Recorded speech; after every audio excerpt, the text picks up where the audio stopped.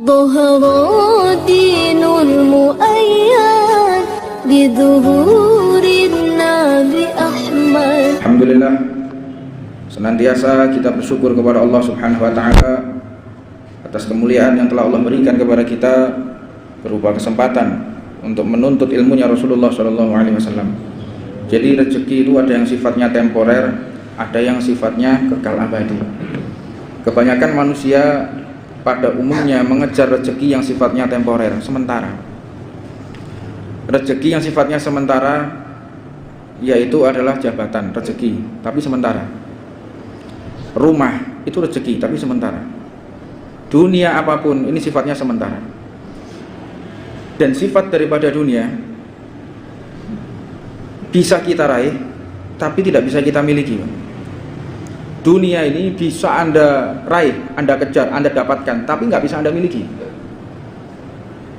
Jangankan masalah rumah, gigi yang tertanam di dalam tubuh kita, ada gigi palsu terbuat dari emas, ada gigi palsu terbuat dari perak. Itu kalau orang yang mati jadi hak waris, jabut ngetang gigi. Dan sifat daripada dunia itu seperti bayangan. Dunia itu kayak bayangan. Semakin Anda kejar, dia semakin lari. Lihat orang punya bayangan, Anda kejar bayangan Anda sendiri, lari dia. Tapi kalau Anda tinggal bayangan, dia akan ikut. Itu dunia. Dan janji daripada Allah Subhanahu wa taala, apabila Anda memprioritaskan agama, memprioritaskan taklim, memprioritaskan ibadah, pasti dunia dan seisinya akan ditundukkan oleh Allah untuk kita. Coba Anda buktikan, Anda ikut taklim secara istiqomah dimanapun, Anda taklim dimanapun, di majelis apapun, nggak harus di majelis Ar-Ridwan, nggak harus Jalsatul, semua majelisnya para habaib, semua masih para kiai hadir, jangan ada yang tidak, semua, jangan pilih-pilih. Di situ adalah tempat-tempat kebaikan. Jadi bukan berarti harus majelis saya, enggak, semua majelis baik hadiri. Dan sebetulnya kesuksesan majelis itu bukan pada saat saya merintis majelis Jalsatul Isnin yang sudah 14 tahun sekarang ini, kemudian majelis Ar-Ridwan yang usianya sudah 7 tahun. Kalau saya mati berhenti, berarti saya tidak sukses, Pak. Suksesnya itu manakala saya mati, majelis ini sudah ada orang duduk di sini yang melanjutkan. Jadi nggak sia-sia apa yang saya perjuangkan. Kesuksesan itu manakala yang ngerintis sudah mati tapi majelisnya masih jalan, berarti ini majelis yang diridhoi oleh Allah Subhanahu wa taala. Jadi salah besar kalau saya merasa bahagia kalau banyak yang hadir, senang banyak yang hadir, tapi nggak ada yang melanjutkan, sia-sia, Pak. Ya, untuknya kita pun juga demikian. Kalau kita istiqomah hadir, anak kita istiqomah hadir enggak? Anak saya juga istiqomah hadir. Iya, selama Anda hidup. Kalau Anda sudah mati, dia masih istiqomah enggak, berarti Anda enggak sukses.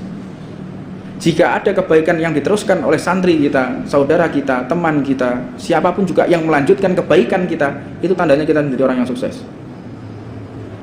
Tapi kalau sudah kebaikan yang kita perjuangkan, kita mati-matian, kita mati selesai terputus, Pak, nggak ada manfaatnya. Makanya jangan bangga kalau kita punya majelis besar, kemudian yang hadir hanya melihat kita, nggak melihat sosok Nabi Muhammad SAW. Makanya ada seseorang, dia dulu terkenal, ada seorang penceramah, dia terkenal, ini sebagai tolak ukur, dia terkenal sekali. Begitu menikah kedua kali, langsung popularitasnya hancur dia, langsung hancur. Waktu itu saya dampingi beliau ketemu sama Habib Umar di Wisma DPR Bogor, saya nggak sebutkan namanya, tapi popularitasnya hancur. Gara-gara Rabi maneh wayo. Karena apa sebab? Itu adalah figur yang dikenalkan kepada umat, figur dirinya, bukan Rasulullah. Ini penting bagi kita. Kita hadir bukan untuk saya, hadir bukan untuk majelis Anda hadir untuk Rasulullah. Dan niatkan hadir untuk kedua orang tua kita yang masih hidup ataupun sudah wafat. Dan niatkan pula hadir untuk anak-anak kita yang belum lahir ataupun yang belum menikah. Anda niatkan mulai sekarang. Yang belum nikah, Anda niat, ya Allah, saya niat untuk calon anak-anak saya, calon cucu-cucu saya. Saya niat hadir majelis untuk anak saya, untuk cucu-cucu saya, untuk anak turunan saya. Mudah-mudahan bisa melanjutkan apa yang saya lakukan, ikut serta di dalam majelis taklim. Itu mata rantai insya Allah yang akan dijaga oleh Allah Subhanahu wa Ta'ala. Dan tentunya beberapa hikmah yang wajib kita pahami, diantaranya yang disampaikan oleh Imam Abdullah bin Al-Haddad, betapa pentingnya seseorang itu untuk bersabar. Manakala orang itu bisa sabar, maka hidupnya akan teratur. Al-iman nisfu sabr. Iman itu separuhnya adalah sabar, bukan ibadah. Orang ibadah gampang, Pak. Orang ceramah gampang. Orang pengajian gampang. Yang sulit itu sabar. Sabar untuk tidak bermaksiat kepada Allah. Sabar untuk setia kepada hukum Allah. Sabar atas segala sesuatu yang telah ditentukan oleh Allah. Anda sabar, berarti Anda telah memenuhi separuh keimanan Anda. Dan kalau kita melihat, tidak ada sabar seperti sahabatnya Nabi Muhammad SAW. Semua manusia itu mendapatkan ujian dari Allah. An-nasu bala'an, al-anbiya tsummal amsal fal amsal. Manusia semua itu diuji oleh Allah tanpa terkecuali. Semua manusia, yang beriman maupun tidak beriman, semua diberikan oleh Allah Subhanahu wa Ta'ala. Tapi kalau ujian bagi orang yang beriman, itu untuk supaya dia menghapus dosanya, meninggikan derajatnya. Tapi kalau orang tidak beriman, memang azab dari Allah Subhanahu wa Ta'ala untuk muqaddimah azab sebelum dia di neraka, untuk orang yang kafir. An-nasu bala'an, manusia itu pasti akan mendapatkan ujian, bala. Fal amsal sumal amsal. Dan ke bawah lagi, dan ke bawah lagi, dan ke bawah lagi. Tidak ada ujian seperti ujian Nabi Muhammad SAW. Nabi Muhammad itu lahir dalam keadaan yatim, di komunitas yang benar-benar tidak mendukung. Anak yatim di zaman jahiliyah sudah untung-untungan nggak menjadi budak, diasuh oleh kakek beliau 5 tahun. Rasulullah SAW, kita coba pahami ya, apakah penderitaan kita ini seperti penderitaan Nabi Muhammad? Kalau kita melihat Rasulullah yang sebegininya kehidupannya, kita malu dengan kondisi kita saat ini. Kadang kita masih mengeluh kepada Allah Subhanahu wa Ta'ala.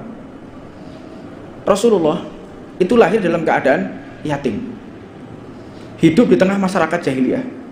Begitu lahir langsung dibawa oleh Halimatus Sa'diyah, dibawa. Jadi ceritanya ketika Sayyidatina Halimatus Sa'diyah, beliau itu adalah ibu susuan. Jadi zaman dulu ibu susuan, jadi disusukan karena memiliki susu yang bagus di Bani Sa'ad. Itu beliau punya onta yang sudah tua, onta betina tua, sama bawa keledai. Yang lainnya bawa kuda, bawa gini untuk menjemput anak-anak laki-laki dari kaum Quraisy. Jadi sudah waktunya musim lahiran gitu, mereka datang, diambil itu anaknya orang-orang kaya segala macam, diambil. Akhirnya Halimatus Sa'diyah yang paling akhir dilihat, masih ada enggak bayi yang bisa saya bawa, yang saya asuh? Enggak ada, sudah. Tapi ada satu bayi, enggak mampu bayar orang tuanya, ibunya enggak mampu bayar, yatim lagi, yatim. Kata beliau, ya sudah sampai sini, daripada pulang enggak bawa apa-apa, ya sudah, meskipun yatim, meskipun enggak ada yang bayar, saya biar ambil aja. Yang diambil adalah bayinya Nabi Muhammad SAW. Diperlihatkan bayinya tersenyum kepada Sayyidatina Halimatus Sa'diyah, mubtasiman fi wajhi. Tersenyum Nabi Muhammad kepada Halimatus Sa'diyah, terpancar dari lisan Nabi Muhammad seperti cahaya. Jatuh cinta Halimatus Sa'diyah. Subhanallah, digendong Nabi Muhammad selama di perjalanan dengan membawa bayi Rasulullah. Tidak ada satupun terik matahari yang mengenai beliau dan sekelilingnya, dikawal dengan awan. Onta yang sudah tua bisa mendahului onta yang laki-laki yang masih sehat, yang masih muda-muda, disalib semua, termasuk keledainya bisa lari kencang. Semua kaum ini yang datang disalib semuanya. Karena apa? Keberkahan membawa bayinya Rasulullah SAW. Sesampainya di rumah, pas musim paceklik, di Bani Sa'ad itu musim kekeringan, nggak ada air. Seluruh rumah kering, rumputnya kering, semua kering, mata air kering, sumur kering semua, kecuali rumahnya Halimatus Sa'diyah. Subhanallah, rumput pada tumbuh semua. Sumur, seluruh penduduk kering, kecuali sumurnya Sayyidatina Halimatus Sa'diyah. Sampai seluruh desa ngambil air dari sumurnya Sayyidatina Halimatus Sa'diyah. Subhanallah, karena keberkahan Nabi Muhammad sallallahu alaihi wasallam, barokah Rasulullah. Kemudian Rasulullah di usia 5 tahun dikembalikan kepada ibunya. Di situ pertama kali berjumpa dengan ibunda beliau, Nabi Muhammad. Masya Allah, kangen Rasulullah dengan ibunya Sayyidatina Aminah. Berjumpa setelah 5 tahun.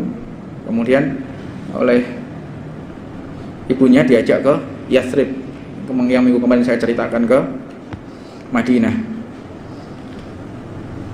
Dikenalkan penduduk Madinah. Dan ibunya sudah tahu, dapat isyarah dari Allah Subhanahu wa Ta'ala bahwa anaknya ini akan menjadi pemimpin para nabi.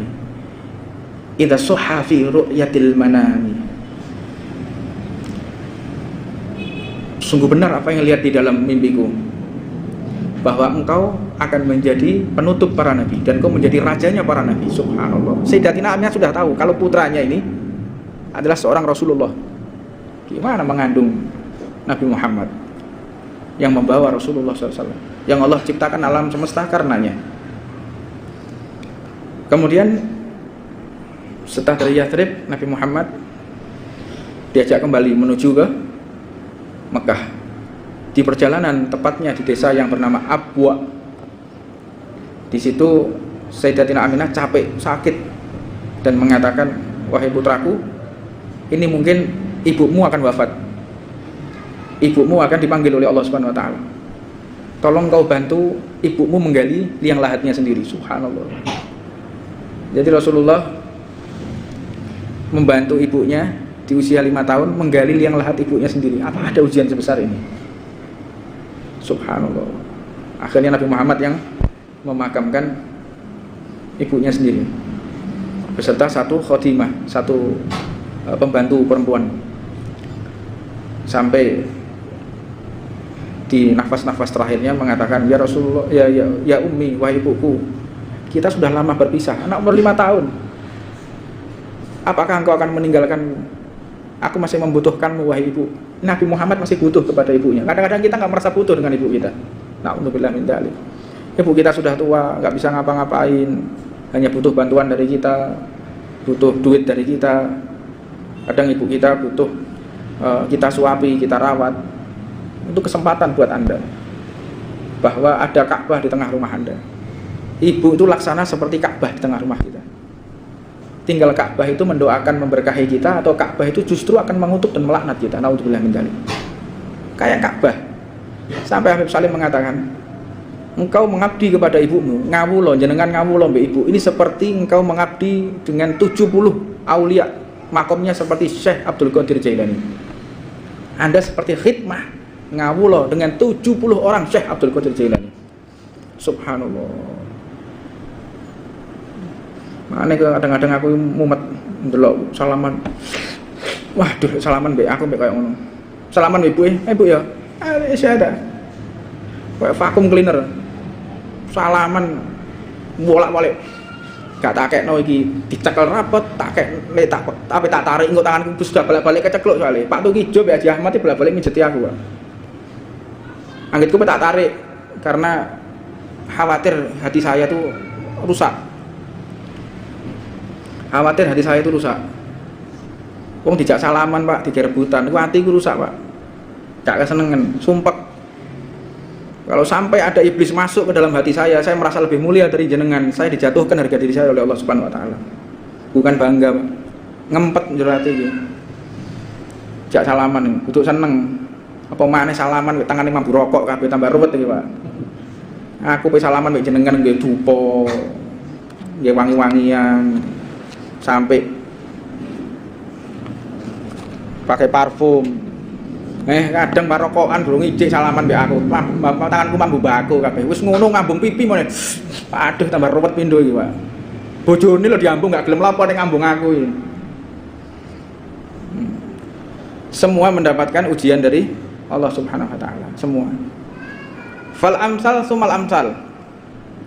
Dan mengisor para sahabat, para tabi'in, ulama, kiai, habaib, ujiane kabeh, Pak. Enake dadi habaib. Yo sampean delok enake tok, sampean gak enake sampean gak ero. Terutama bojo, Pak. Sampean gak ngerti bunyai iku. Kalah Pak, bojone komandan batalion wong-wong iki Pak. Luar biasa. Oh, kereng luar biasa Pak. Kereng. Ya, Masya Allah. Masya Allah. Sampai delok enak ya bebe rono diamplopi ngene. Sampai gak ngerti. Wake cobaane wake Pak. Diundang wong, saya pernah diundang dulu di daerah Sedayu sik mlebu maneh. Pas berangkat gak mau duit ya iki, oleh-oleh dakwah ning jagakno amplop wis koyo ngene iki. Berangkat pas gak mau duit. Numpak kendaraan, numpak kol. Sekitar mungkin 13 tahun yang lalu. Diundang, wah sedikit tepak ya. Wong saya masyarakat daerah kono enggak amplop kandel-kandel kan langsung tipis wis. Sampai kono berangkat selesai acara pidato oleh sak jam setengah. Wis kok mulai. Di amplop hidup, wah tebel Pak amplopnya. Masya Allah, alhamdulillah. Sampai dianterno tengone terminal Bunder. Tak buka isine susunan acara Pak, duwe. Lah kok gak cobaan iki jenenge model ngene. Di sini susunan acara, atelok susunan acara. Waduh, susunan acara. Dan ya apa iso mulai. Sampai jam 3 malam sampai subuh. Subuh subhanallah ada salah satu jamaah yang sholat di musolanya terminal situ. Pasrah aku. Ya apa? Gak nggawa HP, mbambung wis. Di terminal situ. Wis meneng tok. Akhirnya salah satu jamaah, "Loh, Bib, kemarin ngisi ya di kampung saya." "Iya Pak, alhamdulillah." "Kok belum pulang ya?" "Nggak bisa pulang Pak." "Loh kok bisa?" "Iya, iki ya nggak ada ongkos buat pulang." "Mosok pe utang be kernet juga mungkin Pak." "Mosok surbanan be utang ya apa gak mungkin lah." "Gak mungkin." Diem tok wis pasrah mbah. "Loh kok bisa Bib?" "Iya saya enggak." "Kan mohon maaf Bib ya, biasanya kan dapat amplop kalau selesai." "Iya ini isinya susunan acara ya Pak." "Loh kok bisa?" Di cross check sama beliau ini. Ya, akhirnya panitia ini stres bila aku gak duwe handphone. Ngekekno amplope keliru sing dikekno susunan acara iki, bukan sengaja, bukan. Stres iki panitiane iki, goleki. Akhirnya sampai ketemu, sampai diantarkan jam 10 siang baru sampai di Tuban. Subhanallah, semua orang mendapatkan ujian dari Allah Subhanahu wa taala. Dan jangan ragu apabila kita sudah mendapatkan kesempatan untuk berdakwah, mengabdi di majelis, hadir majelis ta'lim, subhanallah, Anda dapat gembira dari Allah, dapat kabar gembira dari Allah Subhanahu wa taala bahwa Anda diridhoi. Ya, rezeki itu sifatnya temporer. Rumah, jabatan, temporer sementara. Tapi pada malam hari ini Allah memberikan kita rezeki yang sifatnya kekal abadi. Yang enggak bakal habis, enggak bisa rusak. Kena matahari gak bulak yoan. Motor sak api-api panasno. Sak minggu bulak, Pak. Bajumu sing rego 1 juta njahitno 500.000 ya jajal peme saulan bulak jajal dunia itu bulak rusak pudar. Sayyidina Ali mengatakan sama santri-santrinya Sayyidina Ali bin Abi Thalib, "Engkau tahu dunia? Iya dunia, sampah ya, dunia." "Kenapa sampah?" "Ini dulu, sekarang namanya sampah, dulu namanya barang yang berharga." Mobil pada saat itu tahun 70-an ono motor Toyota Corolla. Nah, itu cek gampang. Toyota Corolla tahun 70. Waduh. Anak-anak muda menggandrungi. Mobil Corolla ini saiki. Dige sarangnya tikus, Pak. Gak regane. Harta itu begitu, Pak. Kalau sudah usia, nambah usia enggak berharga. Handphone. Gebian kono handphone cek poliponik lho. Apa itu? Ericsson, Yo Ericsson, ini sing-sing gak ngerti iki, durung lahir iki model-model ngene. Sony Ericsson, terus ana meneh apa Motorola, handphone. Saiki digembalang asu mati asune, Pak. Disawatno asu mati asune iki. Gawat diwabot, gak payu. Dulu, waduh, wong gawe handphone iku digonang dinding. Cendelno mek digegem ngene. Tong dinding nggo handphone e. Nggone gak disaki, gak digegem. Tolah. Saking ngetrennya handphone, saya masih ingat dulu ada beberapa orang-orang sampai iki nggo handphone bareng rupane kepencet, jadi wong yo aksi Pak, gawe telepon rupane kepencet, begitu kepencet suarane guk handphone palsu tiba-tiba digawa, sampai kayak gitu dulu itu. Jadi nek dipetek ono suarane, ada suaranya anjing, guk ada suara lagu-lagu ngono. Kaji amat eling bae. Jadi dipetek iku iki rupane wonge gaya palsu, nggo handphone palsu, kepetek. Waduh, ini abang ireng keliru HP palsu nih, sampai kayak gitu ngetren. Nah, orang pakai handphone itu sudah pol. Saiki wong mes iki lho nggih handphone. Nemen ah, wong mes iki lho nggih handphone saiki. Pemeneh suwayahe Ramadan. WA-an. Lek sebelah kono lek iku kayaknya lumayan lek WA-an Pak. Ono grup wong mes lak wis. Wong mes yang di grup WA. Koordinasi. Kacau zaman ini.